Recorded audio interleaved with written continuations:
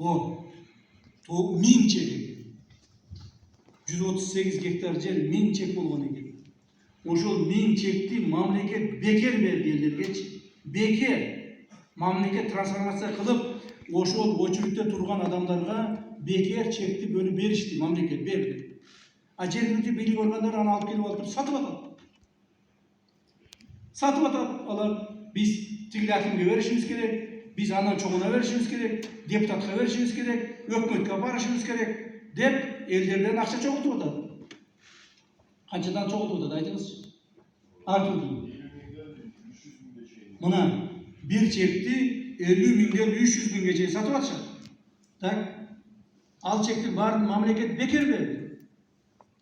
Mamleket beker transformasya kılıp verdi. Oşol очередте turgan, kesekte turgan, үйü жоқ, kıynalıgan adamlarga bergile de berip atar. Asere ne kılıp atarsınlar? Asere akil olup satıp atarsınlar. Kim jaman?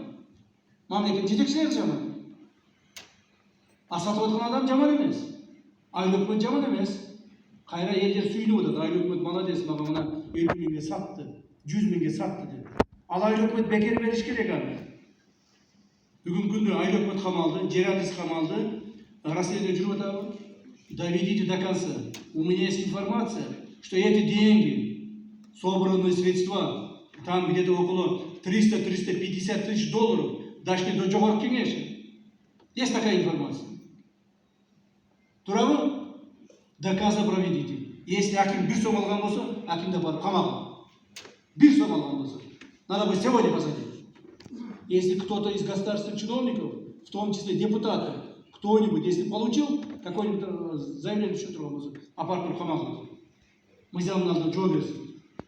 Эми үчүн айтып бизди силер уят кыласыңар элдин алдында.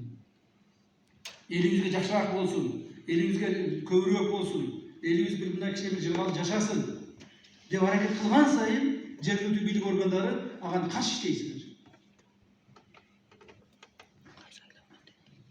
Даже керек болсо аким ошону контролдо болгон үчүн жооп бериш керек.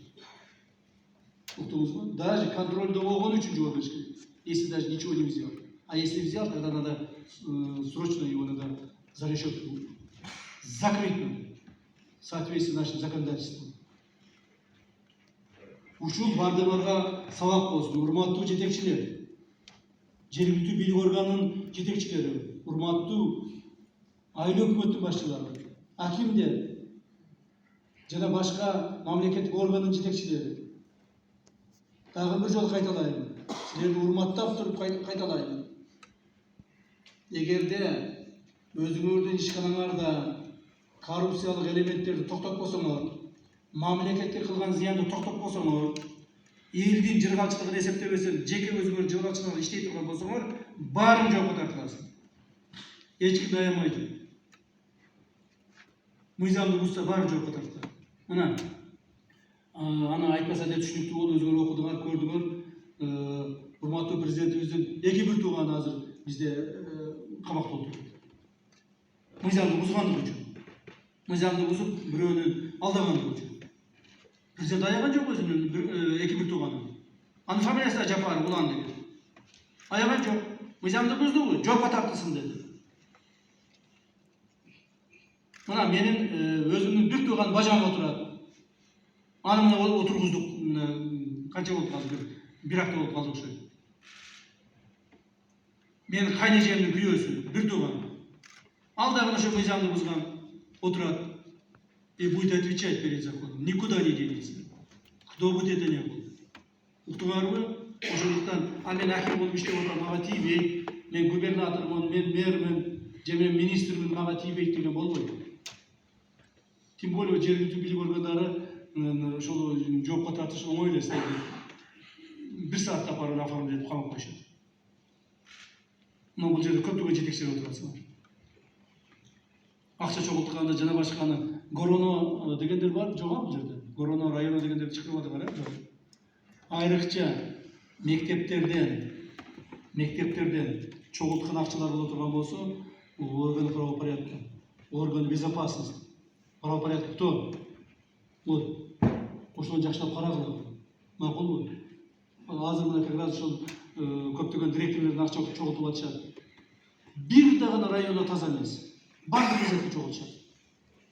И ни одного района еще не посадили. Почему так? Көрбөйсүңөр же, таба албайсыңар, колуңардан келбейт. Бир дагы мектептин директорун азыр отургуза элексиңер. Почему так? Взяточество ошол жактан башталып атат азырчы. Мектеп директорлорунун отпускунун алдында акча жоготуп атат. Айлыктардан акча жоготуп атышат. Райондордун баардыгы ошо менен занимается. Я не знаю даже, куда они девают эти деньги. Куда переправляют. Бирок мына өкөм деп айтып коюю. Ош облусунан районно отургузуңарбы? Отургуза элексиңер. Районно отургузуңарбы? Отургуза элексиңер. Мына чүйлүктөр жакшы деп атат. Бишкекте жакшы деп атышат.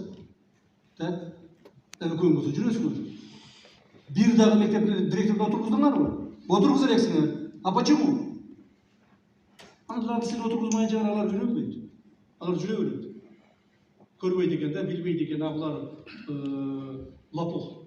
Өзүнчө погон тагынып алып кыйын боло беришет депчи. А вы им покажите законность. Иштегиле катуура. Өкөмгө тең предупреждали. Катуураак иштегиле. Отуруңуздар. Урматтуу жетекчилер,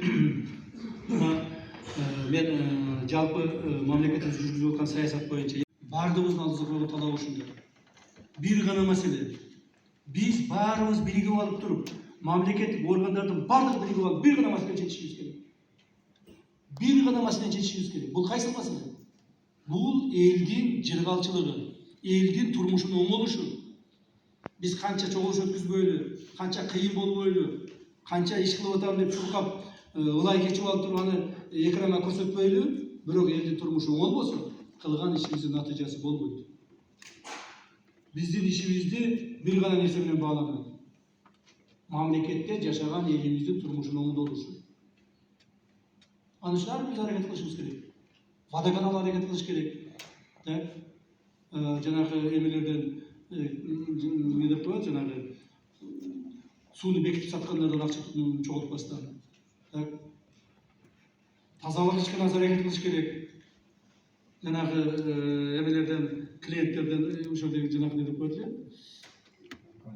Абоненттерден взятка алып чогултпастан. ГАИда аракет кылыш керек. Баарыбыз аракет кылышыбыз керек. Ошондо гана оңолобуз.